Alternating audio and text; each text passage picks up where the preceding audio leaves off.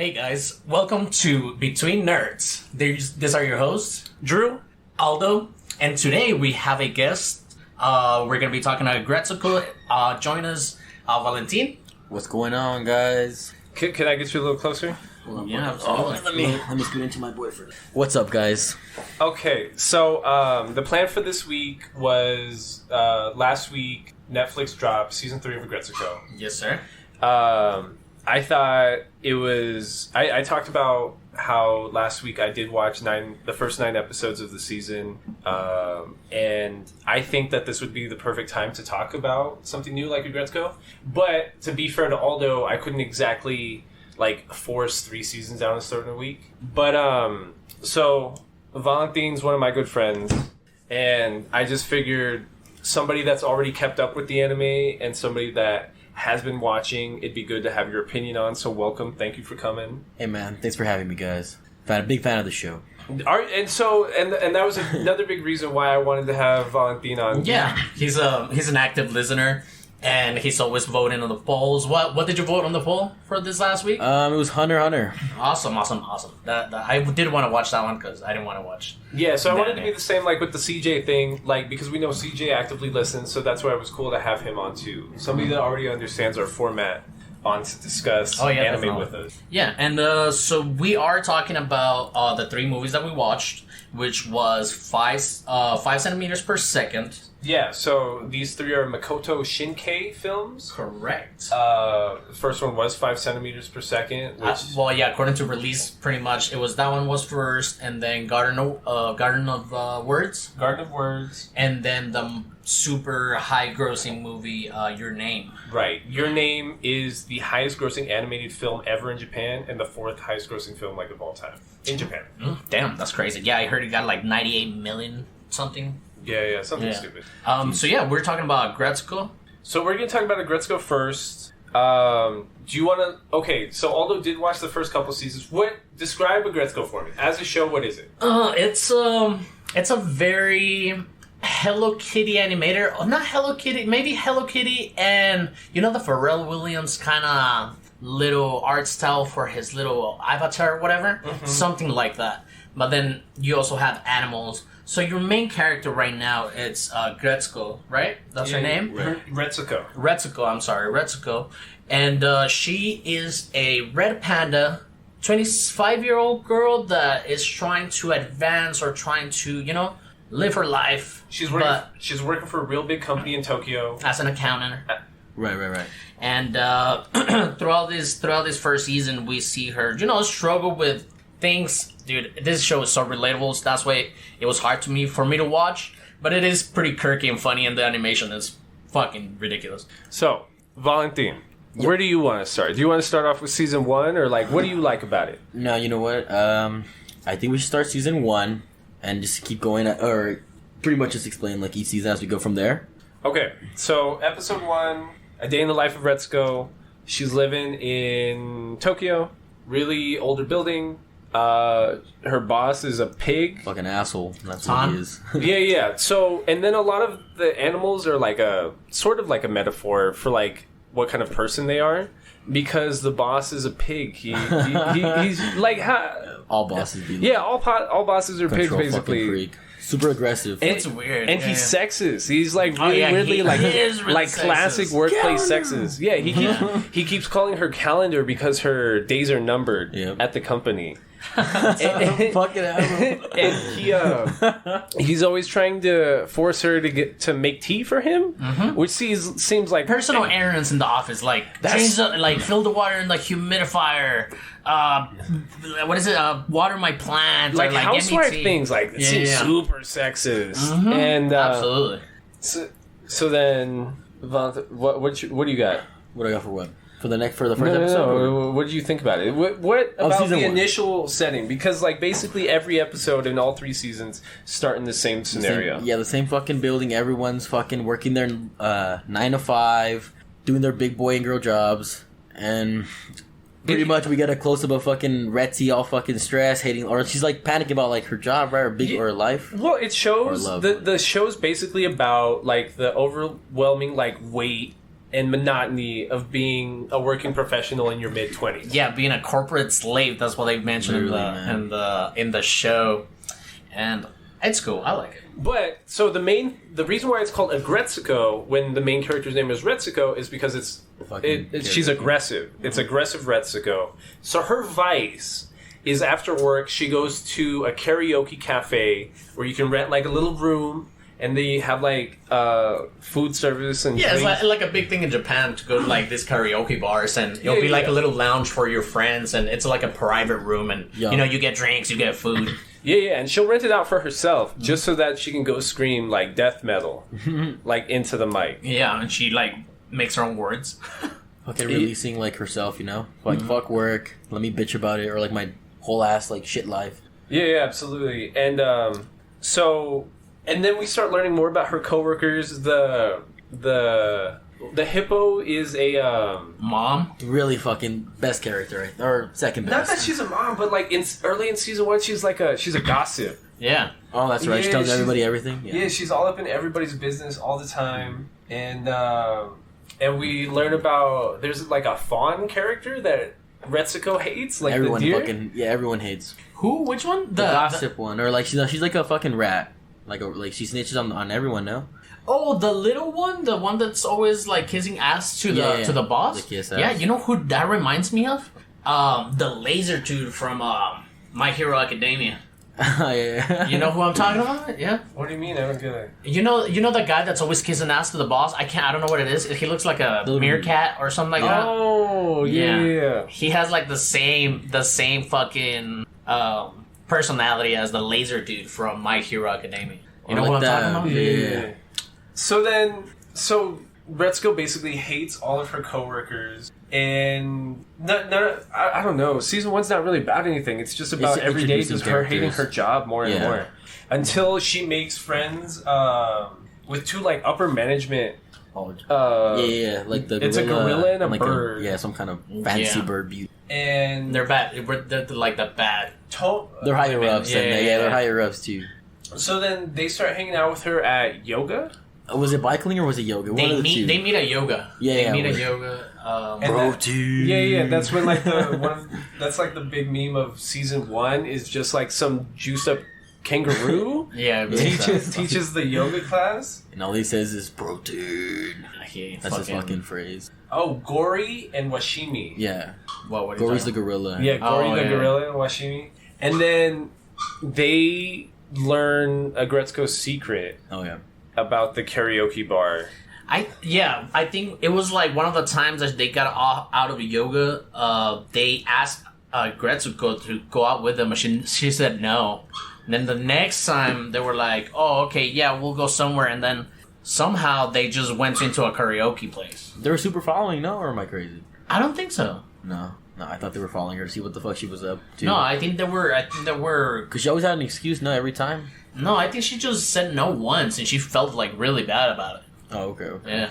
And they basically kind of teach Retsuko how to stand up for herself and how to deal with her sexist boss. How to be independent and badass. And then season 1 kind of rounds off with her getting a boyfriend. Little red panda, right? Yeah, Risasuke. Oh, yeah, the weirdo. Yeah. So stupid. He's a plant, like so he's just like a vegetable.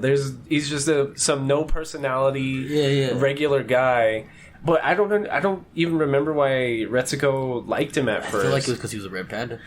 Just because he was a red panda? Shit, I don't know, man. Because at first they just go to the singles thing. Yeah, it was like a mixer. Yeah, it was like a mixer, and then I don't know. Oh yeah, because she got drunk and they were just having small talk. But like the small talk didn't like really amount to anything. It was just like a back and forth kind of thing. But then they were drinking. Well, she was drinking. So she just got like beer goggles for her. Yeah. And she like, so the rest of the season is just her like dealing with falling in love with him, but like... And then he's really not, because he took care of her when she got all drunk because she went to go throw up, remember? Yeah. Mm-hmm. And I don't know, she basically just at a certain point realizes that there's not a lot to him, and that she's just like not better than him or too good for him, but like kind of. No, yeah, big for sure. And she just kind of breaks up with him. And that's where like the plant metaphor comes full circle, because like he walks in his apartment, it's just full of plants because he's a plant. He's just a no personality vegetable. Yeah, that's right. He does have his room full of plants. Because it's like, I'm back, and it's just like a shed load of plants in there. Yeah, that was cool. End of season 1.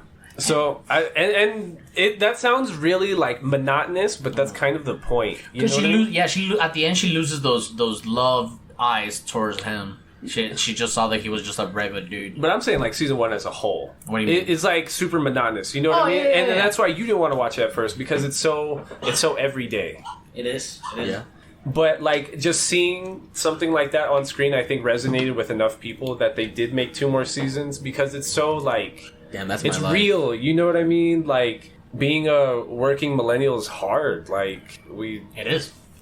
It's just there's not a whole lot out here for us. But just waking up for our shit jobs every day. So then season 2, this is where she learns how to drive, isn't it? Yes. With the little pedal. Yeah. She learns how to drive.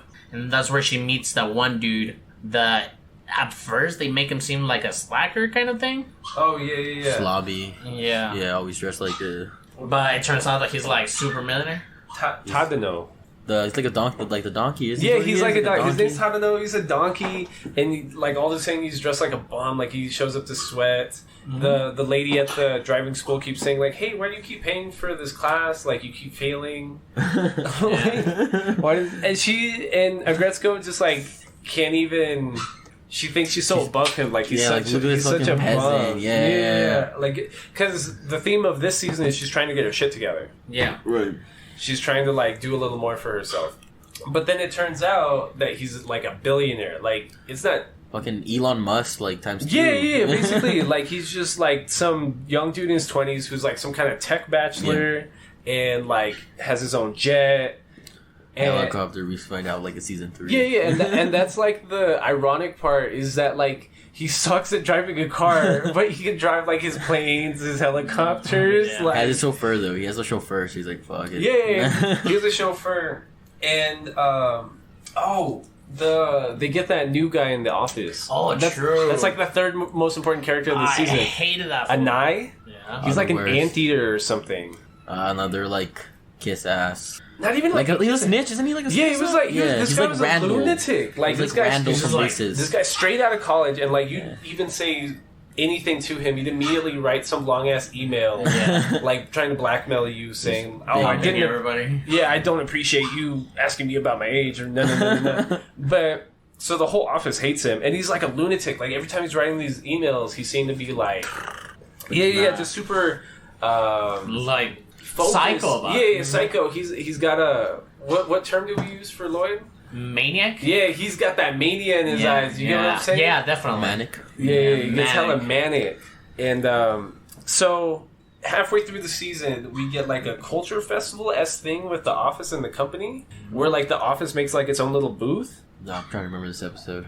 And what happens is they try to make like a noodle stand or something. Oh, I think I remember that. But like all the noodles end up coming out like ass, and they're super shitty. And nobody asks Anai to help because everyone in the office hates him because of his passive aggressive emails. Mm-hmm. So at a certain point, that's where we get like the best original song of the season. It's Anai like rapping about like cooking noodles. The fucking Giatti. And that's like where his character development comes full circle this season, because we're seeing that like he's kind of is a good guy, right? And he wanted to help his coworker, but then still crazy. The end of season 2, like the latter half of season 2, Aggretsuko and Tadano are like dating, but she's basically living in his car, right? Because he has like a really big limousine, but he's always doing like his thing during the day. And Aggretsuko's not going to her job, and she's just kind of staying in this dirty ass car, and that's like it. I don't know. Yeah, pretty much that's all they would do. And he would take her out, wouldn't he? I'm sorry? He took her out a few times. But like, don't like the other two ladies fight? I'm sorry, the other two ladies fight? The two friends? Don't they get don't they get in a fight because of something? I forgot why they got in a fight. I think she took one person's advice, no? And I think the bird was like, I've been married once, and then she was like, she said something that she didn't like how she said it, or something like that. But yeah, they got in a fight, but they came together to tell, because they found out that that guy was not interested in marriage or some shit like that. Yeah, well, that's basically how Retsuko was describing it to them. Mm-hmm. So she had the conversation with Tadano, being like, "Oh, could you see us like getting married like at a certain point?" And he was just like, "Nah, like I'm never gonna get married. Like that's not my kind of thing." Yeah. Right. And Retsuko took that like, "Oh, then why am I part of this at all?" Like if he's like, because he was keeping her as like a pet almost, just like in his car all day. And Retsuko tells Gori and Washimi that, and they get super defensive on her side, saying like, "Well, then you got to break up with him. Like, what's the question here?" Yeah, it's cool though. I like it, and that's all I saw. I just saw. Well, that's like the end of season 2. Basically, she like breaks up with him and realizes that like even though he's a billionaire and has his shit together, she needs to be able to stand on. What season was it when she like fucking filed her boss to HR or something like that? Oh yeah, that was season 2. Was that season 2? But no, that was season 1. No. Yeah, I think that was season 1. Yeah, yeah. Well, she doesn't directly, but one of her friends, like to take care of her, like goes up to the main boss and was like, "Hey, I heard we have some harassment, like in accounting or something." Like that. Yeah. But then they go out and drinking and shit. Oh yeah, they get drunk, dude. It's so funny. They both start fucking rage singing. Yeah. So then the pig's like, wasn't he rapping though? Yeah, he was rapping. He was rapping, That's and horrible. Retsuko was still like screaming at him. Yeah. Well, it's because what I keep saying is that what I've been noticing about the Netflix-owned anime recently is that the dubs aren't that bad. Like the English dubs aren't that bad. Like Netflix takes like forever to release these anime after they pick up the product, and I think what the holdup is they're trying to make like a quality dub, which I feel like they end up doing most of the time. But in Retsuko, every time it's an original song, like you have to watch it in Japanese because for whatever reason they just want to do their own thing. The dub cannot get like the songs correct. Damn. Yeah, because it's not wording. It's not the same wording. Especially the raps, like the raps never make sense because it's flowing in Japanese. You know what I mean? So like if you're trying to translate that directly, it's computer, wallet, window. Like it just sounds weird. And so season 3, Retsuko's still trying to get her fucking life together. She's still fucking depressed. Yeah, and then fucking the hyena. What's his name? Haina? Yeah, Haina. Oh, and like every season so far. It's funny to start guessing what animal they are. Haida. Big Sim. Oh, Haida. Haida. He's like He's super over them. What is he though? Is he a dog? No, he's a hyena for sure. Is he? Yeah, right. Oh yeah, he's a hyena. Okay. Okay, so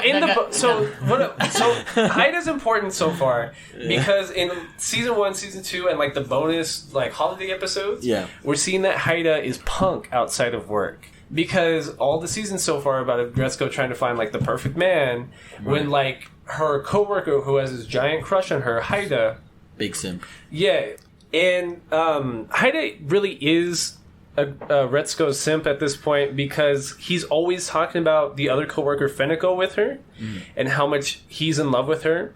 And one of the bonus episodes is it's like Christmas Day or something, and Haida, the city's snowing. Haida drops everything to like run across town to maybe hang out with Retsuko, but she ends up getting like a date or something or doing her own thing and just blows him off. Right. And that's just like that's always how his story arc with Retsuko ends up. Like he feels so hard for her, but she doesn't even notice him. Yeah, she's a coworker. Yeah, he's just a coworker. She doesn't even think about him like that. So then season 3 starts because Retsuko's still sad about Tadano, the donkey billionaire from season 2, but Retsuko starts doing a bunch of in-app purchases for like a virtual reality dating simulator.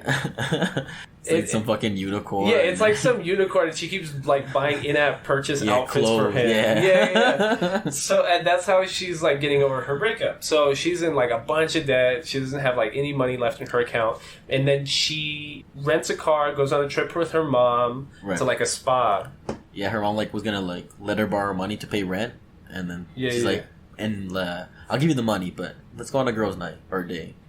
In this case, so Retsuko already feels like shit because she's asking her mom for money, and then when she's going to turn in the rental, she stops by for food. But in in a parking lot, she hits a parked van. Yeah. Which ends up being owned by like this really angry jaguar.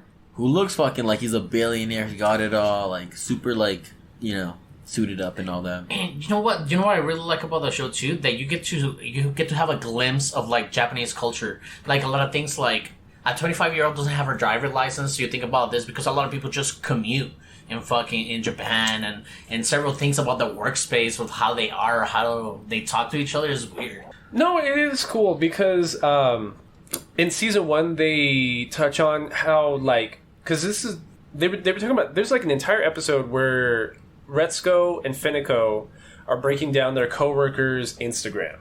Right. Which is like a little prissy deer. Mm-hmm. And she's the office, like, not suck up, but like... No, for sure a suck up. She sucks up for the greater good of the office, pretty much. Like, right, so she's on the boss's good side, so right. She'll take, like, the L for the team to, like, get him in, like, a good mood or something. Yeah, pretty much, that's what she says. She's like, oh, well, I know I kiss ass, but, you know?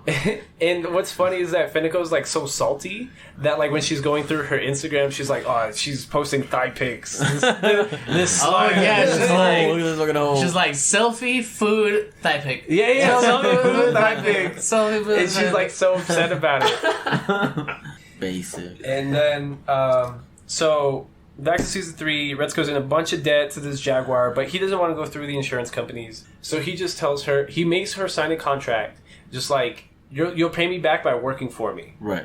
So he takes her to like this underground club, and Retsuko's like scared at first because she doesn't know like where the hell what's going. Drugs, yeah, if it's drugs or what kind of show this is. But it ends up being a pop idol group. Right. And so the Jaguar guy is their manager, and Retsuko's going to be their accountant. Right. So then that sets up the entire season. It's Retsuko trying to pay off this debt, and since she's so broke, she's trying to start a YouTube channel where she teaches people how to, like, metal scream. Oh, really? Yeah. Oh, yeah, she does get into it at one point on one episode. She's like, oh, you're going to hurt yourself. Like, she's trying to teach her friends or some shit like that. Yeah. Mm-hmm. But now she's trying to get, like, verified on YouTube, and that's how she's going to supplement her income. Oh. She only gets, like, 10 views, right? Yeah. So then, she's... There's an episode where she's having a bad day. She's screaming in the karaoke booth again. But the Jaguar and the leader of the pop idol group OTM Girls are there in the karaoke studio to record a single. But next door, the Jaguar manager hears Retsuko screaming, and that's where he gets an idea for the next OTM Girls single, which is going to be headlined by Retsuko doing her scream. Yep. And this is how Retsuko now becomes part of OTM Girls. And they start doing out-of-town shows. And are they like... They're not metal, right? No, they're like... They just have, like, the one song. Like, the one song that Retsuko screams ends up being, like, the only metal song. But they have a bunch of, like, their classic... like, their, like pop discography. Yeah. Oh, okay. And they press an album... They're making, like, a bunch of homemade pins, and there's, like, the same group of, like, 3 hyper OTM Girl fans that are at every show and spending all this money. So everything they do is just for these 3 guys, because they're the only ones spending money at the shows. Right. So, like, we find our... I guess Aggretsuko finds out that they're, like, in debt. They're like, oh, what the fuck? And they're, like, printing, like 3,000 buttons for, like, the 3, you know? Yeah, for the 3 nerds. They're losing money every... okay. So they're not selling any of the promotional product. Right. And because they're like an underground pop band, but they're trying to make it big. They start putting Retsuko into the show, and like the crowd loves it at first. They start seeing more and more people locally. So Haida and Gory's the gorilla upper business manager at the company. Right. They start noticing that Retsuko has been like detached and they haven't heard from her. Mm-hmm. So them being concerned, they go and like stalk her a little bit, figure out where she's been going and what she's been doing. Mm-hmm. So Haida flies all the way out of town to follow Retsuko and like tour? Wherever they're going, because he doesn't know. Yeah. So he shows up and he just sees like the promo outside of the venue. It's sold out. Dude, he like sticks his head in and figures out that Retsuko's been singing. So he goes to a ramen shop down the street, and there he meets Tadano, which is again that billionaire from season 2. Yeah. So they start hitting it off, just talking about Retsuko, and they become friends. Yeah. And so that's how Haida gets back to Tokyo. Like, Tadano just, like, flies him on his private jet. This is fucking great. And so then you were talking about how they're losing money on buttons, on promotional equipment. Right. Retsuko's able to, like, get their finances straight. Mm-hmm. They're starting to be in the green. They're starting to make a little bit of money from these shows. And Retsuko's having to use those payments towards what she owes The Jaguar. for The fucking crash. Yeah, for The Jaguar's the guy. he's the he manager. crashed? He's the manager of OTM Girls, Okay. and he owns the van that she crashed. Hell yeah. So we start learning that there's an unofficial OTM Girls like Instagram page or That something. fucking hater. Yeah, Oh, where Aggretsuko. they're posting like pictures of Retsuko's home, and like they're stalking her. Right. Oh shit. And then there's an episode where after a show, the manager had made like tickets inside true, of true. the pressed albums. Are we talking about Perfect Blue or? It sounds like It sounds like Perfect Blue. Yeah, And so Yeah. there were these tickets pressed into the album, and with every purchase, you would get a 5-second ticket equal to 5 seconds of holding one of the girls' hand Yeah. of your choice, Yeah. right? So this guy puts down like 100, and he's seen as like psychotic. He's wearing a mask, which like COVID-19. yeah, he's just wearing like a big like industrial like COVID mask basically, and he just grabs like Retsuko's hand for 500 seconds, just talking stupid shit about her, just being like, "Yo, your shit's so trivial. Your lyrics are garbage. This Right. group is so much better than you. You he's know like a you're big not fan. shit." Like, and everyone's just around Retsuko, hearing him and just being like, "Yo, what the fuck is going on? This guy's like being a lunatic." Right. And so Retsuko just blows it off. She's like, "Whatever." Right. And the OTM girls are getting ready to prepare for a festival because a band dropped from some rock festival, and that's how they're going to get in, and that's going to be their big break, Right. air quotes, right? And so they're trying to learn how to play guitar, and Retsuko trying to learn how to play guitar. She hits up Haida, thinking he knows how to play guitar when he actually plays bass. Right. And her big plan is that he's going to teach her how to play.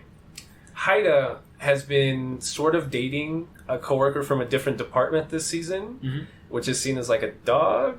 I think it is. She's like a poodle or something. Yeah. And so she is really trying to get Haida to like her, Because she big likes him. but he seems distracted. Like he doesn't want to do it because we He's know that super in Haida's he's holding out for Retsuko. Right. So one of the best episodes of scene is Haida trying to juggle between trying to teach Retsuko and just trying to hang out with her because he has such a big crush on her, and trying to hide everything for when this other girl comes over to his place and she's going to cook him dinner. Right. But this new girl ends up finding Retsuko's like handkerchief Napkin, or something. yeah. And figures out, and she just tells him like She's like, well, she like sees it in the restroom, gets out, and then she's like, deuces, I'm leaving. Like you need to decide what you want, basically. Right. At the end, she's like, I like you, and do you like me? And she just dips. And then like that's when it goes to the next episode, right? And he's like talking to Fenico about it. And then that fucking like dough like kiss ass girl comes in and it's like, bro, you're like super wrong. This is what she wants. This is what she's telling you. Because like they're trying to like figure out what it meant by like, I like you, do you like me? And then walking away. And that's how the last episode, right? That's Starts? like Or second last. second to last episode, Yeah. something like that. Yeah.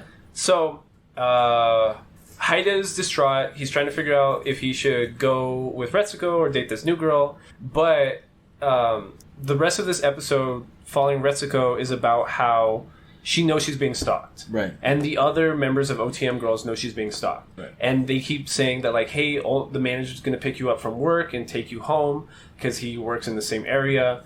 And they're worried about her safety because they know that this one lunatic's out there and that he's stalking her. Right. And taking pictures of her. So, the last episode, or the second to last episode, ends with Retsuko walking home, getting pushed down to the ground, and the one lunatic fan is there with a knife in his hand with blood on it. But Haida's there, and his hand is cut because he tried to protect Retsuko. Right. She almost got stabbed. She almost got killed by a Almost got fan. fucking killed. Damn. So, the last episode just starts with Retsuko's basically quit her job, moved back in with her parents, and she's just like, she's not working in the band, like she's just freaked the fuck out, she's scared, she doesn't feel safe anywhere, and she basically decides to quit the band. But it's up to her friends, Fenico, Haida, Gori and Washimi to like give her little pep talk, and her and Retsuko and Haida in a karaoke cafe have like a scream off against each other. And Haida, this is a good scene because Haida's being like, hey, maybe you should just like don't be so down, and like, you know, just like really generic like uplifting things you would tell somebody. And she's like, how would I possibly do that with what I've been through recently? Which is understandable. Like, she almost died. Right. But he was there to save her. Right. So then the end of the season is just the band tells her goodbye, and they're like, hey, we're a little sad that you're leaving. It's going to take us longer to pop off and be famous. Right. But we're glad that you're doing what you need to do. And the very last like scene is just Haida and Retsuko at work. Haida asked Retsuko if she ate, and she's just like, I don't know, but I guess I will. And then that's the end of the whole season, and I'm not sure what I was supposed to get out of that. I don't think they're together, Retsi and Haina. But I don't know. I feel like she's gonna keep like friend zoning him. You think so? Yeah, I think so. Well, my major issue with season 3 is that they just totally gave up on all of the other established characters season 1 and season 2. Like, all the coworkers aren't really there. The original cast isn't involved like at all. And it's just about like the bandmates, which isn't a bad thing. And what I was thinking like halfway through the season is that it's getting too big. Like, the appeal of Aggretsuko is that it's grounded, right? It was getting too big. Like, if Retsuko's famous, then what's the point? Right. But she gets knocked back down to everyday life, so whatever. I like it. I haven't seen season 3 yet, but I mean, it sounds crazy.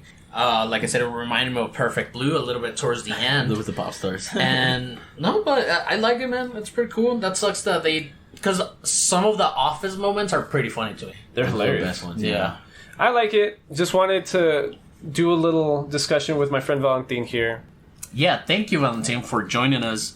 That was a great animation. And now we're gonna get into our last week discussion on the episode. We said we're gonna watch 3 movies of what creator? By Makoto Shinkai. Makoto Shinkai. Yeah, these movies are ridiculously animated. They're amazing. We're gonna start off with 5 centimeters per second. 5 centimeters per second. This was my initial introduction to Mr. Shinkai, even though at the time I didn't even realize that he would be a big deal. You told me to watch him in release order, so I did. That was the first one, right? This is released in 2004? 2007. 2007. Right, so I was still in high school when this came out. And what was funny about this one, it was because all of these movies are about like adolescent love, but this first one is just like the most like soppy, like kiddish, like version of love. You get what I'm saying? Like, it's so ridiculous, bro. So it's split. 5 centimeters per second is split into like 3 episode parts. It's only like an hour long, which was awesome because now, I mean, I like to see the first act, second act, third act, and they already do it for you. So it's just 3 episodes. Well, I would argue that each of those episodes had like at least a 2-act structure. A 2 what? A 2-act structure. What do you mean? Because so episode 1, Cherry Blossom, we find the main character. His name's Takaki. He's this little boy that we're going to be following this whole time. He becomes really close to this girl, Akari. They both of their families, like their parents move a lot for work, so they become friends because they're the only 2 people at this school that are used to moving around a lot, and that's what they have in common, so they hit it off. Yep. So Miss Akari moves far from Tokyo to Tochigi, and but her and Takaki are still writing letters this whole time. Correct. So then Takaki, he's going to end up moving. When he graduates middle school, he's going to end up moving again or something like that. Yeah. His parents find another new job, or... Yeah, and at this point, you like find out what kind of age these kids are, and it's just like... They're like 12 years old or something. Yeah, and they're like... The way the movie is narrated, it's so deep and so like it starts off so like the title itself, 5 centimeters per second, refers to the speed that the cherry blossom petals fall to the ground. Yeah, and I was reading that it's just a metaphor as far as how people at some point just end up going their own way, kind of thing. Yeah, even if it's slowly. Yeah, even if it's slowly. And the whole movie, like I said, like the kids are Yeah, they're kids. They're like 12 years old, and they're just like... It's obvious that they have huge crushes on each other, but they're so immature. They're so immature they don't even realize it. So their big plan is before Miss Akari, her parents are going to move from like rural Tochigi again, and they're going to go to another rural place on the other side of the country. So Takaki is going to ride a train from Tokyo all the way to Tochigi. Yeah. During a snowstorm. Yes. Yeah. It's happening. So, I'm sorry, did you want me to say something? No, but I do have something to say there. I don't know, it's just my way of thinking. I thought he was gonna die there, man. You thought he was gonna die on the train? Yeah. And, like, it's so sad because, like, he's, like, sleeping on the train. It's the middle of the night. He's hungry, he hasn't eaten anything. He's by himself. He's in the middle of bumfuck nowhere, Japan, like, nowhere near the city. But he finally does make it there, but he loses like a letter he was going to give her. He was going to give her another soppy letter being like, "Oh, I love you so much." Yeah. And but so he gets to his destination, to the train station. She's there. She's been waiting all night, like in this cold like train station with some makeshift fire waiting for him. And she had made him dinner too, so he's been starving, like you were talking about, and she's able to feed him. Yeah, and they have this beautiful little moment in the little cabin. I mean, not in the cabin, the station. And, like, the police kicks him out, right? And it's like, no, it's not the police. It was, like, the guy working there. He's hey, I'm about to close up. Like, do y'all want to leave? So then the whole city, the whole little town is frozen over. Blizzard. Yeah, they can't even walk towards this girl's house. And they pass by a cherry tree with all the blossoms falling from it.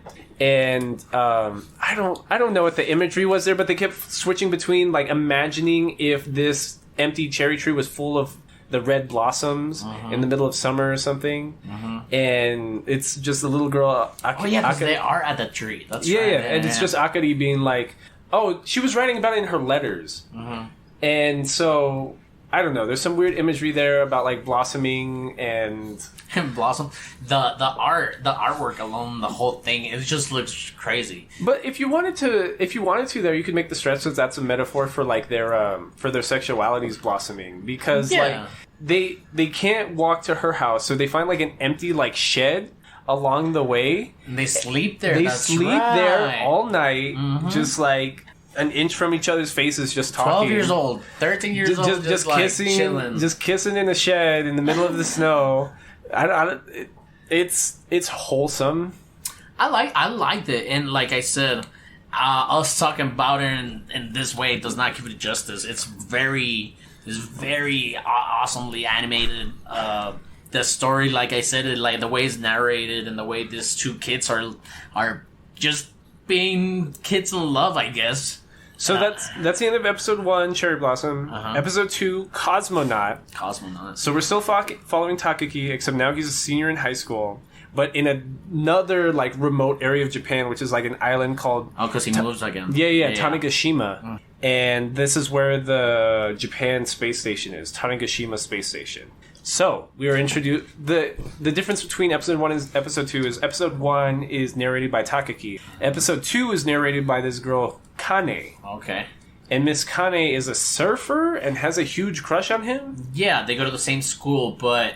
Yeah, she just gets a big crush on him because our protagonist, the guy, what's his name, I'm sorry? Takaki. Takaki, he's so nice. Like, he's just some nice dude. And she just goes every day trying to figure out how can she tell him that she likes him. Well, she likes him partially because he always looks like he's looking ahead, like he's looking at something else. She doesn't like this small little island town that she's in. She likes that he seems too big for this place.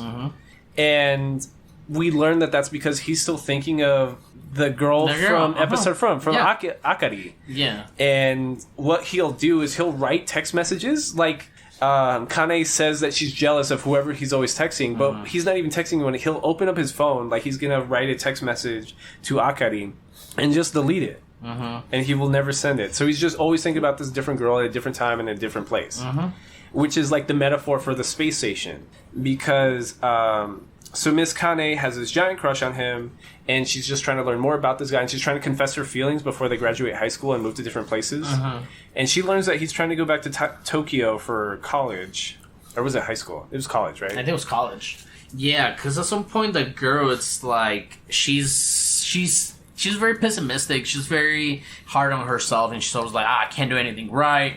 She can't even learn how to surf. Like, she can't even ride a wave, even though her sister already showed her how to surf. And this just random day, she fucking lands a good fucking wave. She rides a good fucking wave, and that's her morning, right? That's her every morning. She rides that wave, trying to like confess her feelings. Yeah. Yeah, and it's all like, oh, fuck it, if I could ride a wave, I'm gonna tell this guy I like him, because if I can't tell him the day that I was able to ride a wave, I'm not gonna be able to tell him at all. Yeah, exactly. Yeah. And then at one point, so one of their routines, because I mean, they've been walking and kind of riding the same path to, I guess, their home.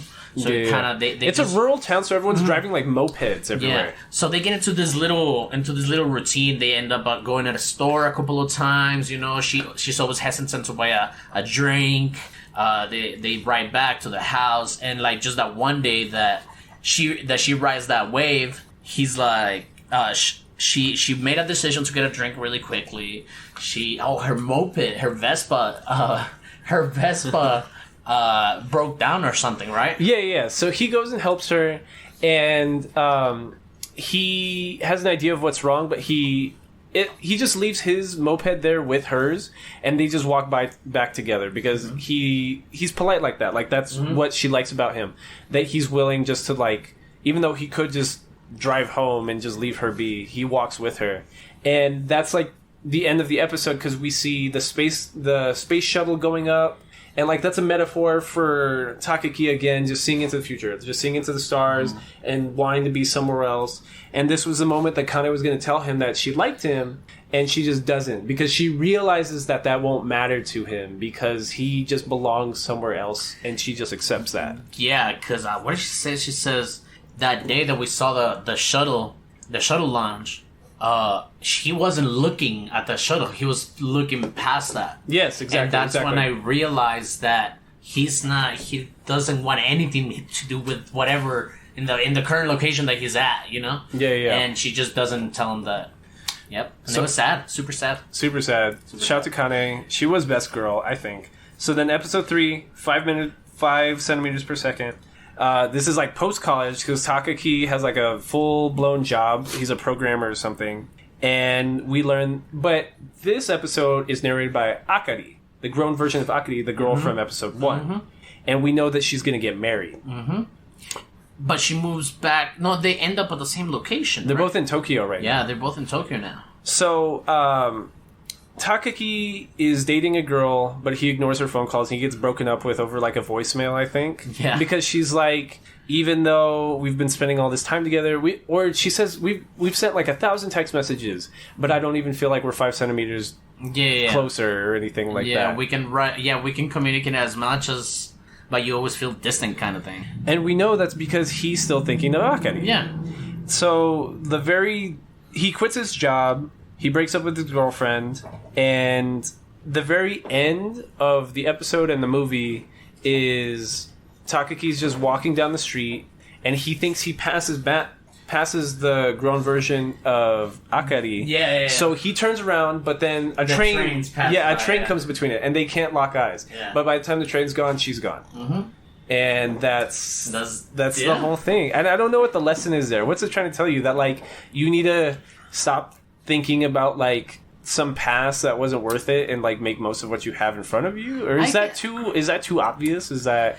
Look, the fact that the trains closed in, like, they closed the view. I mean, it's from what I was reading, the whole thing, it was the metaphor of the movie was how just like petals that were together in a flower on a cherry blossom, they separate and they slowly grow apart. And I think it's just trying to say that I guess that he just got over it, or that he should get over it. Probably. Or that he should get over it because at one point they say we could have both looked back earlier, you know, like before, because they cross paths, and it's not until like later that they decide to turn around. But then the things. Well, so I think we are right about like the meaning in that, but the significant part for me, as far as Shinkei's discography and 5 centimeters per second, is this sets up like his art style, like these hyper realism like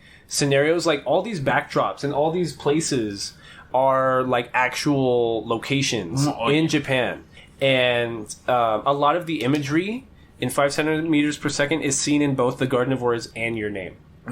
Like he's basically been making the same movie for like 15 years. Yeah. Pretty much, yeah. But I did like it. I did like those 3 episodes.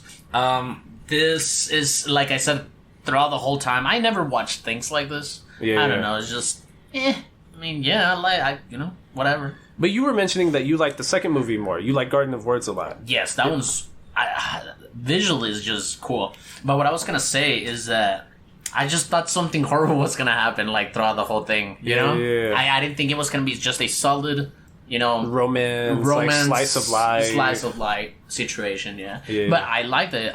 It's a good movie. Yeah, I give it maybe a 8. I just remember being like 14, 15, and this. You saw this when it first came out? Yeah. This made me want to have a girlfriend so fucking bad. Like, you're like I need somebody to love. Yeah, exactly. You're like a freshman in high school, like haven't even had like to never see. Yeah. Just that super like juvenile love. Like, anyways, Garden of Words. Garden of Words is my favorite out of all the 3 of them. Out of the 3 of them? Yeah. Which, again, it's not a full-length film. It's only 45 minutes long. The animations are amazing. And it is. A lot of it's just water animation. I was showing a bit of it to Karen, and all you have to do is just point at, like, the scenes where it's raining, and it's just like, look, and it's gorgeous. Like, everything's, like, pristinely drawn. Like, the animation quality is just so high, which is, like, it's... All of Shinkei's movies are kind of like that. So I was reading a little bit into the animation, and apparently they do mention exactly that. In the rain scenes, they did this, I guess, innovative thing to do at the time, that every time the rain... Because you look different outside in regular light or in a certain weather or in a certain thing. Correct. You know what I'm saying? Yeah. So, winter's a little bit more bluish hue, summer's more... orangey hue and stuff like that. Yeah. So they started blending shadows and outlines and everything else. They dulled it up, but within the characters, like they changed the shadows and coloring of all that so they can look as they are in nature or in a rainstorm. I didn't even think about that. Yeah, it looks super crazy. So they dull up everything else and they make the characters like super like stand out to the changes of like those storms and those rain scenes. That's dope. That's super dope. And you can the Garden of Words is cool because it's all about Japanese poetry. Like it's all about tankas. They call them tankas, which are like these short, like 5 stanzas. It's like a haiku but longer. Yeah, it's a haiku longer. Yeah. And that's where it gets the title of the movie. Because it's just about a sequence of poems written back in the day, right? Yeah. So basically, we learned that the guy, we're following a 15-year-old named Takao Akizuki, and he wants to be a cobbler. Like he wants to be like a literal shoemaker. Oh yeah, he does. Yeah. So he skips school to go to this garden, right? Yeah. Every time it rains, he basically skips like school until like the rain stops. Yeah. And one of the times he does that, he goes to like this traditional Japanese garden, it looks gorgeous. Like I imagine if the parks in El Paso looked like this, just like just giant ponds and giant vines and trees. It just looks ridiculous. Everything's so amazing, and then these are real places, like you said. Like these are real places in Japan, and the animation style is just ridiculous, man. And so. The first time he does this, he skips school to go to this garden. There's like this grown woman there. She's just eating chocolate and drinking beer by herself.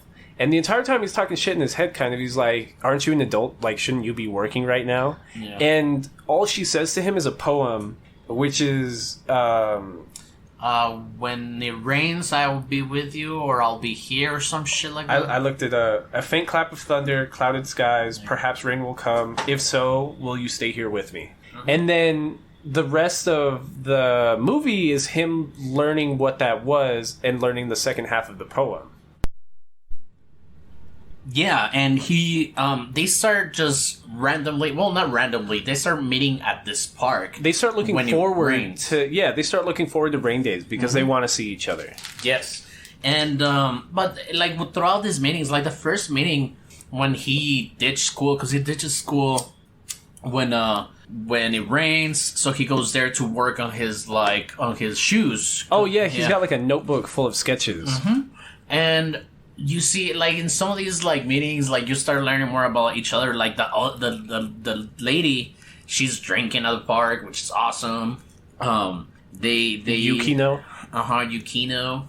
And at this point, you don't know anything about her. You just know that they're just talking and sharing food to each other and stuff like that. So then, what's his name? Tako. He has a part-time job, and he's working throughout the summer trying to get enough money because he wants to go to school. Like, he wants to go to, like, college or, like, a trade school to learn how to make shoes. Mm-hmm. But he's convinced that he'll never be able to afford it or something. Yeah, he'll never be able to afford it. He'll never get a scholarship or a grant or anything like that. Yeah, so he spends his summers, which is not raining season, he spends his summers just working and trying to earn, like, materials for the shoes that he wants to make. And then we see flashes of Miss Yukino's life, and she's just sad, not knowing how to cook in her own place, super depressed. But there's a scene where she's on the phone talking to who's believed to be her ex-boyfriend. And it's never said explicitly, but they're talking about, like, a past relationship and him being like, oh, well, you need to figure out how to, like, kind of be on your own 2 feet, like on your own without me. Yeah, it was a weird situation too. That's right, because she doesn't cook. That's why she has all those snacks at the park. Yeah, she just eats chocolate and beer. But then in the background of the ex talking is like another girl cooking for him in his place. Mm-hmm. So I guess Miss Yukino really does need to. Yeah, she does need to get over it. And then, anyways, the boy, because he's what? 15. He's 15. He's in school, so he's ditching there. He just starts looking at this girl's feet for the entire fucking rest of the movie. But not in a creepy way. Not in a creepy way. I'm not sitting there. He's trying to, like, model shoes after her. So at a certain point, she catches him looking at her feet, and she starts dangling it. She goes like full Tarantino, pulls her foot out of the shoe and, like, showing it to him. He's all touching it and, like, taking measurements, and he's all, like, freaking the fuck out. And because he wants to make... Oh, because she had mentioned, she's like, I just don't feel like walking anywhere. Recently I haven't been wanting to walk anywhere. Or something like that. Because of whatever happened. At this point, you still don't know what's going on. Of why she's there. Yeah. Because you know that she's supposed to be working. So what is she doing there? So it's only 45 minutes long. So basically at this point, we're at the end of the movie. And we learn that Miss Yukino is a teacher at his school. And she teaches the third years. Takao's a second year. Mm-hmm. And he notices this because she's being escorted out of the building by, like, the principal or something like that. Because it's her last day. And she got bullied out of her position because the other third years, the girls would say, like, they would try to slut shame Miss Yukino. But did she do anything? No. It's right? It's pretty much said that, the like, whole she didn't time do I anything. thought she was fucking somebody. No, this isn't Domestic Girlfriend. Mm-hmm. Yeah, same. But Domestic Girlfriend broke me. So Mr. Takao gets in a fight with the third year boys because the main third year girl that was spreading the rumor about Miss Yukino, he slaps her in front of, like, the rest of her classmates. Mm-hmm. And the third year boys just, like, jump him and just beat the crap out of him. Yeah, that's right. He slaps the shit out of the girl that's like, yeah, I don't care where that slut goes.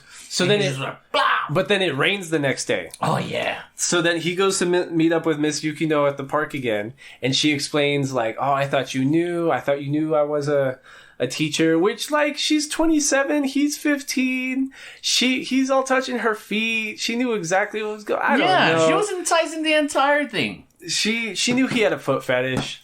Dude, I don't know. So then it starts like a real downpour, like bad, right? So then they have to leave the park. They go to Miss Yukino's place. She gives him some dry clothes. She tries to dry his clothes. He cooks for her. Mm-hmm. And it almost looks like they're about to get, like, intimate. Like, they're getting real close. Like, they're talking real sweet to each other. You know what I mean? When they're back at the apartment? Yeah. When they're back at the apartment, they're having a great old time. And they're both thinking the same thing at one point. That they're gonna fuck. Yeah, they're like... gonna fuck. this is the happiest day I've had in a while, or some shit this like is the that. best rain day ever. She's got a 15-year-old wiener in her apartment. She's ecstatic. And this guy's like, I think I love you, Miss Teacher. Yeah, he doesn't say Miss. He's like, I think I love you, Yukino. And she's like, remember, I'm Miss Yukino. Yeah. What a cunt. Yukino Senpai. Yeah, Yukino Senpai. Not Yukino. And just super mean and messed up. And he's like, all right, be that way then. I'm going to leave. Anyways, he leaves. And she has like a fucking love stroke or something. Yeah, she chases after him in the rain, almost falls down some stairs. I thought she was gonna die too there, man. I'm telling you. And then he catches her. I thought she was gonna like... And she's just crying on his shoulder, be like, oh, I love you so much. You brought me out of my bubble. I was in a bad place till I met you, and then little this guy's 15-year-old like, boy. Fuck you. I hated you from the beginning. Yeah, you super mean to her, bro. I hated you from the beginning. You're a bum eating chocolate and beer in the park. And then she just falls more in love for the dude and... they just hug it out, but they don't end up together. Well, I didn't want them then. I don't know. I like happy romantic endings, but like, so she gets a new job somewhere rural, and like they don't have any contact. Is my point anymore? Like, I almost thought like at a certain point, like she'd wait for him to grow up, and maybe they'd be. Is that bad? That's predatory. Yeah, that's predatory. And then predatory. Yes. So. And that's the end of Garden of Words, basically. But I'm telling you, it was my favorite one. I thought she was going to die at the stairs, too. That was great. Excellent animation. Highly recommend Garden of Words. Doesn't take up any of your time. So then, Your Name is the highest grossing animated movie in Japan ever. Like the 4th highest grossing movie period in Japan of all time. Mm-hmm. And then, little fun fact. This teacher right here in the opening of Your Name, that's Ms.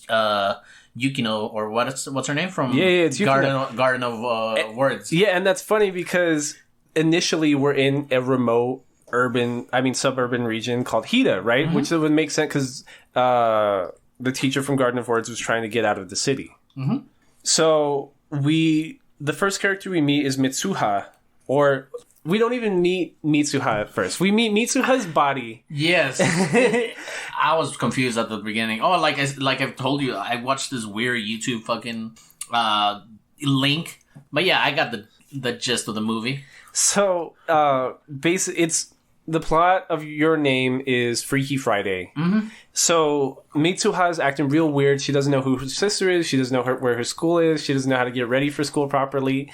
But that's because it's actually a guy, Taki, inside of her body, and he's going about her day, and he doesn't understand why this is happening because these people have never had contact with each other. They're in very different parts of Japan. But we're also seeing on the other end, on Taki's end, it's Mitsuha in his body, and they'll switch days randomly. Yeah, she doesn't know how to work his job and shit like that, and it's just he doesn't know how to function with breasts is his thing. Oh yeah. So like one of the very first scenes is like Taki in Mitsuha's body, just like feeling her boobs, and the sister walks in, just being like, "What are you doing?" Yeah. And so that's once we learn all that. That's like the first. Like 10th of the movie. It's a long introduction. Yeah, because you don't really know what's going... Well, at least I didn't know what was going on at the beginning. It was just a series of two people acting very weirdly as they didn't know who they were. Right. But we learn it's people in different bodies. Yes.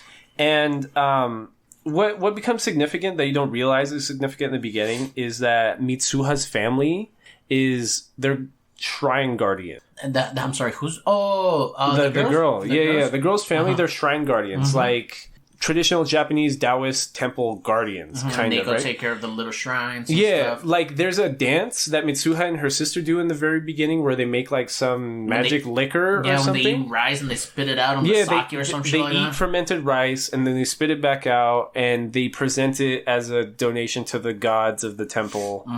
Which is the reason why Mitsuha lives with her grandmother and her sister. That's because the grandmother, who's the matriarch of the family, kicked out her dad because he wasn't dedicated enough to the temple after her mom died. And he went to go try to be mayor and be estranged from his family that way. And on Taki's end, Mitsuha meets his coworker that he has a huge crush on, which is a college student. and she almost gets like stabbed, or like her skirt gets cut at work. Oh yeah, by something, right? Yeah, somebody pulls out a knife or something. Yeah, there were some gangsters that were giving Miki. Well, originally they were giving Mitsuha in Taki's body some trouble and trying to harass him by saying that the food was shit and that they wanted it just comped, and and Mitsuha in Taki's body didn't know if that was actually like allowed. Yeah. So Miss Miki goes ahead and deals with the situation for him and is just like, okay, of course we'll comp it. And as like, it almost implies that they're Yakuza, like they're kind of gangsterish. Yeah, they just sit like gangsters and stuff, yeah. I guess there's like a warning, they cut Miki's skirt. And so Mitsuha in Taki's body is able to like sew it together and make like a cute little decoration. Yeah, it's like, that's better than before. And that's how Miki starts getting a crush on Taki, even though she's getting a crush on Mitsuha. Yeah, because there's a lot of these instances. Because one of Taki's best friends, the first day that Mitsuha's in his body, she's acting all flustered, and he tells the other best friend like, "Oh, I think Taki's acting." He says cute. And then he like blushes. He says that Taki's acting cute, which is hella. Like when you said it, when she fixes the shirt, and I'm talking about she on the body of the guy, right? Mitsuha in Taki's body. Yeah. When she sews the thing, like the girl says something like, "Oh, I like your feminine touch." Yeah. I like your feminine side or something. Like, and so that's hilarious. So they go through that a while. Until finally, it just kind of stops happening. What's them switching bodies? Yeah. So and Taki's kind of depressed because I don't know. They started taking notes in each other's bodies the days they would switch, so that they could make a note to the other person being like, "Hey, you did X, Y, and Z. You're expected here at this time on this date because we told this person that we were going to hang out." And that's how they get by, and they make like ground rules like Taki's really upset that Mitsuha keeps spending so much money, but that's because she likes the Tokyo culture because she's from like the middle of nowhere, so she likes the food, which is super expensive. She likes going out and having like expensive coffees and stuff like that. So, hold on, I have a question. You know how like the town is laid out where they live? At this point, they believe they're in the same town, right? And they want to meet each other. No. They know they're in different towns. Oh, okay. They like Mitsuha knows that Taki's in Tokyo. Okay, and then then we keep going to where she. They stop fucking switching. Before that, while they're still switching bodies, Mitsuha in Taki's body sets up a date with Miki, which is the university student from his job, because he knows he has a huge crush on her. And so they switch back the next day. And so Taki's getting ready on this date. And Mitsuha, thinking that he's going on this date, gets super jealous almost. Because I don't know, I guess she wanted to be on a date. Because I don't know if they're explicitly saying that she has a crush on him yet. Or if she wants to hang out with Miki. I have no idea.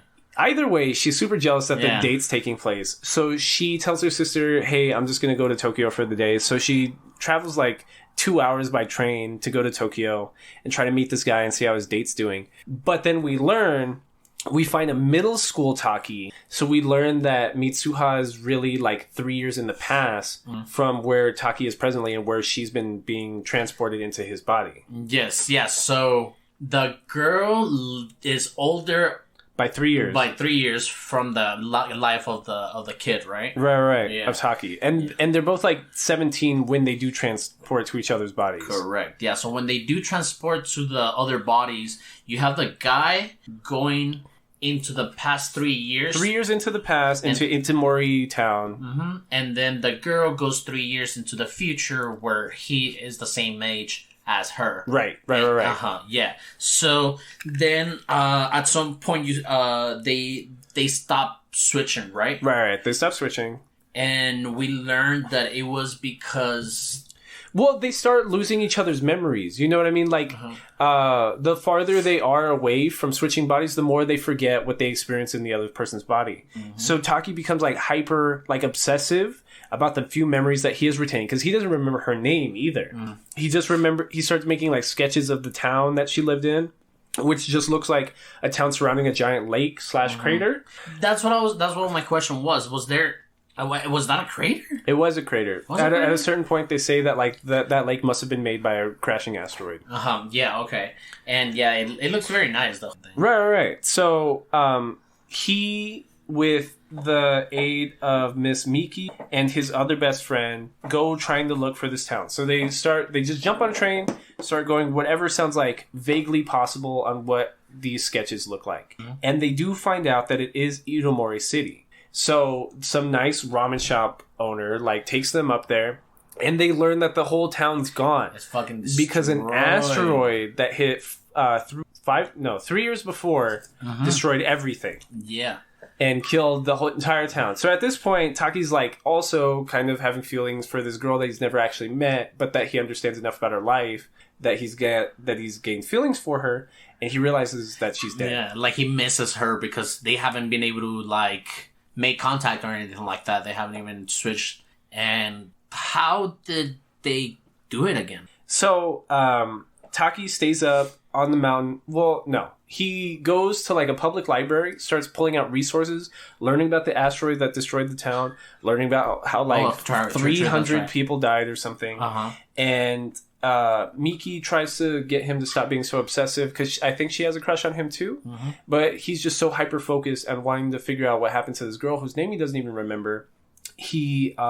He's just trying to learn as much as possible. And Miki sees a bracelet that he has, which just looks like a hairband almost tied around his wrist. And he doesn't remember where he got it. All he knows is that someone told him that it means like it's the strings of time tied together and how they overlap. That's where they'll meet or something like that. Yeah. And we learned that when Mitsuha had met middle school Taki, she gave him the bracelet. Her headband, her hairband, which is like the bracelet that he wears.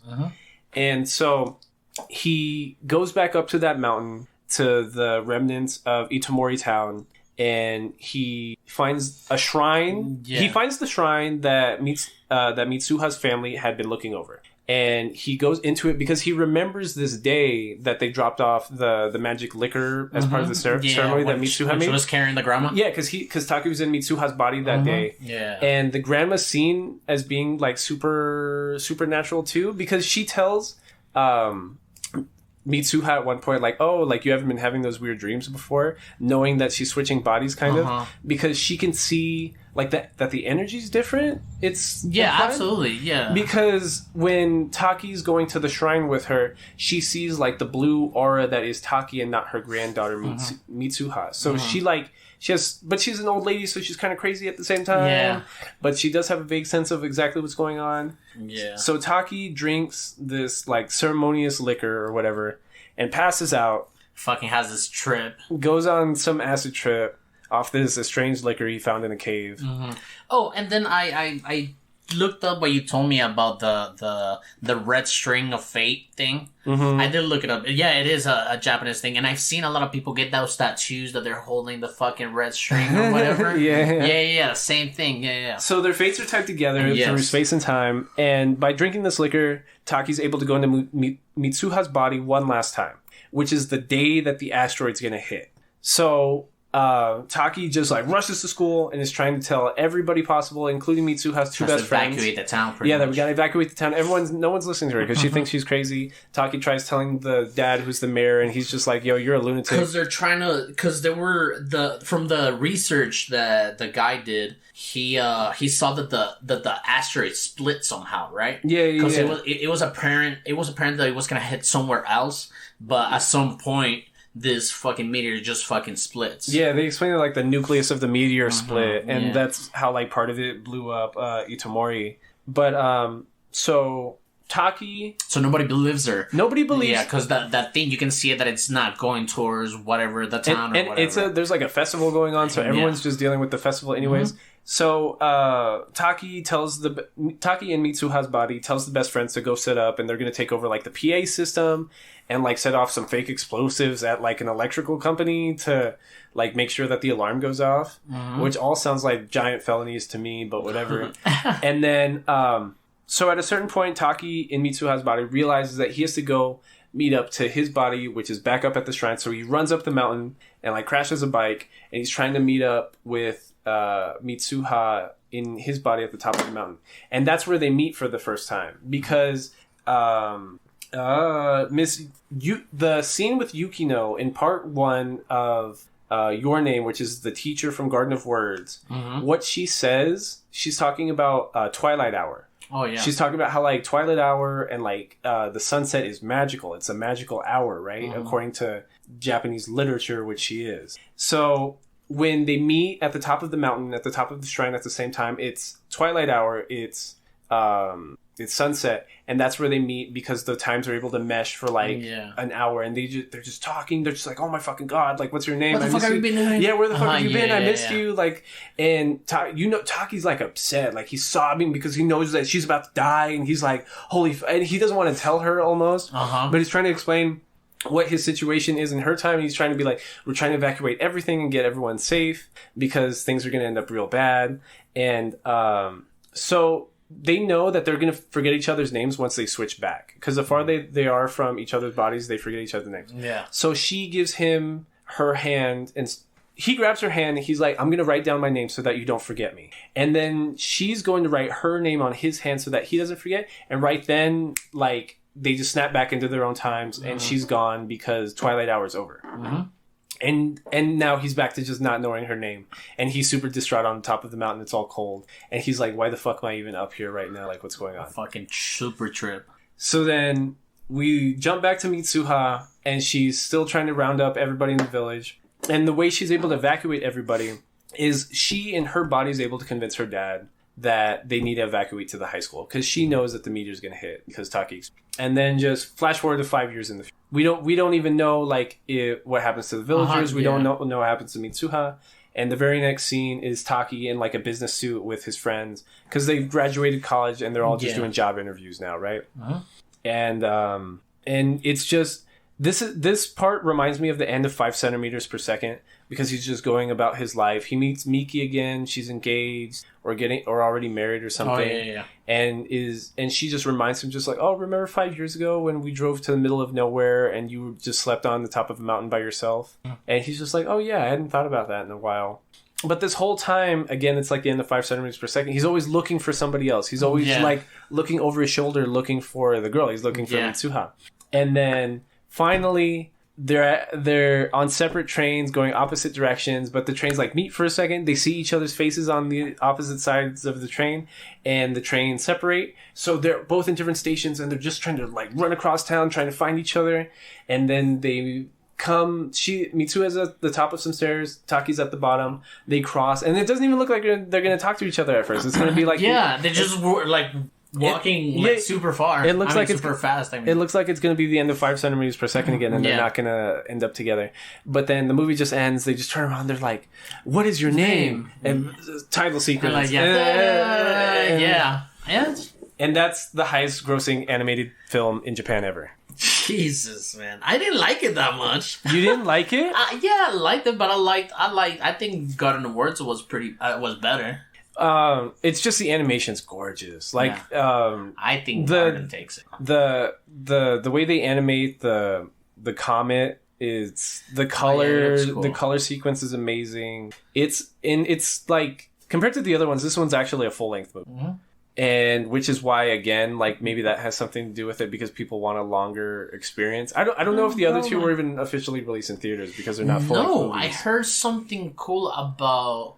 I think it was Garden. Like when the DVD came out.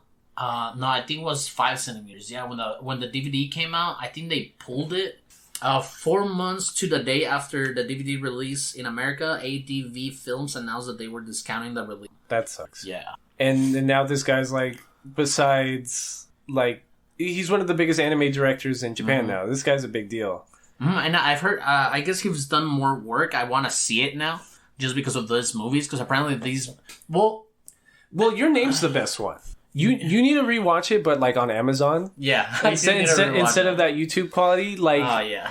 Because it's like once you see it animated, like Garden of Words, like blows your mind and draws you in because of the garden itself and how well that's animated. 5 centimeters per second and Your Name have the exact same scenery, the same like falling petals, same like snow shots, same like it's the same vibe, it's the same aesthetics. I keep saying, this guy's just been making the same movie for 15 years, but he keeps doing it better every time. Better. No, the stories are amazing. I did like it. Don't get me wrong. Don't think that I don't like it. I thought it was a good movie. From what I saw, yeah, it was a shitty Link, but it's cool. But I liked Garden. I have to give Garden the first prize for me. Karen didn't like Garden of Words first time I showed it to her because of the weird feet thing. Oh, okay. We keep talking about it, but there's the Japanese see age differently, which is weird because Garden of Words like really hints at that because she's like 12 years older than him. Yeah, she's 27. Yeah, she's 27. He's 15, and she's just letting him touch his feet. And it's because I guess it's hard for Westerners to be like, why is a cartoon doing that? It's like, this is not a cartoon. This is stories that they tell people in Japan, but the medium, it's through animated sequences, you know? It's not through hiring some dude, hiring some girl, hiring extras, hiring this. No, like, everything's on the fucking thing. And I guess people are like, why is that subject in the cartoons? And I guess it just fucking makes them feel weird. Anyways, I highly suggest Your Name. Makoto Shinkai's the man. That's about it. That was great. I had fun.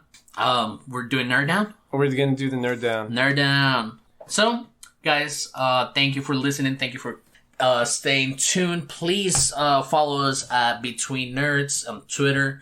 Email us what you thought about that episode. What's the email, Drew? Between nerds podcast at gmail.com. Between nerd podcast at gmail.com. Yes, thank you, Aldo. Yes, we got it. And let's talk about last month. It was our pleasure to make a donation to the Autistic Society of El Paso for $30. This is what we were able to count off the use of the hashtag and the likes you guys got when you guys used those hashtags. The winners of our giveaway were Good Night Gamecast. Yep. We haven't forgot about you guys. We're gonna ship out your hopefully tomorrow. Yeah, tomorr's Labor Day. Oh, Labor Day on tomorrow. Tuesday. Happy Labor Day. Gamecast podcast. We're gonna ship out your giveaway on Tuesday. But then we haven't been getting any usage of the new hashtag for the month, which is Nerds for Justice. Yes, sir. Nerds for Justice. We are. Who are we supporting this month? Aldo was trying to explain to me that not a whole lot of people actually know who the NAACP is, and I think they're like one of the most important civil rights organizations in the United States. They're the National Association for the Advancement of Colored People. Yes, sir. And we are specifically donating to the Legal Defense Fund. Yes, which again helps wrongfully arrested demonstrators who are trying to make. And not just them. They help out with legal fees and legal advice to anybody that seems to be like wrongly charged for a civil rights demonstration. Absolutely. And we're I don't know if you guys don't know, but yes, please use the hashtag Nerds for Justice. Every hashtag, it's used. Every like you guys get, every retweet you guys get, we're gonna donate to that fund. Did you want to say anything else about this hashtag? No, I guess we're going to send out another tweet just like specifically laying that out because I don't know, maybe there are more people like Aldo that just don't know what the NAACP is. Yeah, maybe there is more people. But I do want to talk about the poll because we did get an exact high of 41% on the poll from last week, which is Space Dandy and Space Dandy and Hunter x Hunter. And Hunter x Hunter, specifically the first arc of Hunter x Hunter, which like a lot of people that voted on the poll didn't understand that. Yeah, they were like, "What?" Which like we did explain on the podcast episode. Put it on the title. But it couldn't fit. Oh, it did. It couldn't fit on the poll. Like Twitter polls can only offer so many characters, so you couldn't. Okay. I couldn't even type more than Hunter x Hunter. Oh, okay. But so we have a tie. So we're gonna just watch both of them, but like 1 week at a time. Yes. We're gonna watch Space Dandy first for next week. And then the week after, we're going to watch like the first 39 episodes of Hunter x Hunter, which is the Hunter exam arc. But here's my thing that annoys me about the poll. What? Space Dandy is a Watanabe project. It is his most recent project, and it's probably the highest rated one on Anime Critic. Mm-hmm. We did not get the same reception for Space Dandy as we did for either Cowboy Bebop or Samurai Champloo, and I think that's annoying because when we were getting flack for our Cowboy Bebop opinion, everyone swore that we didn't understand what he was talking about. But if you like that writing and this directing so much, then wouldn't you want us to watch Space Dandy because it's a Watanabe project? I don't think a lot of people have seen Space Dandy. But that's my thing. Like, they didn't keep up with it. They swear they like it so much, but like they didn't care enough. It's just a thing they happened to watch when they were kids. Yeah, that's what I'm saying. Cool. It just had the ease of access of being on Adult Swim or Toonami when you were a kid, and that's all you remember of it, and that's why you think it's good. Yeah, absolutely. And again, they're not bad, like, but... I did not want to watch Space Dandy, and then I have to watch it. Sucks. You're gonna love it. I haven't even seen it. I haven't seen it, but like, I've never heard anything but good things about Space Dandy. Okay. And Hunter x Hunter, maybe we'll get to the other arcs at a certain point. I think this is the biggest arc in terms of episodes, and nothing even happens besides, I don't know, I guess the Chimera Ant arc is super long. But yeah, we'll watch it. And if we get enough feedback from the Hunter episode, maybe we'll watch the rest of it.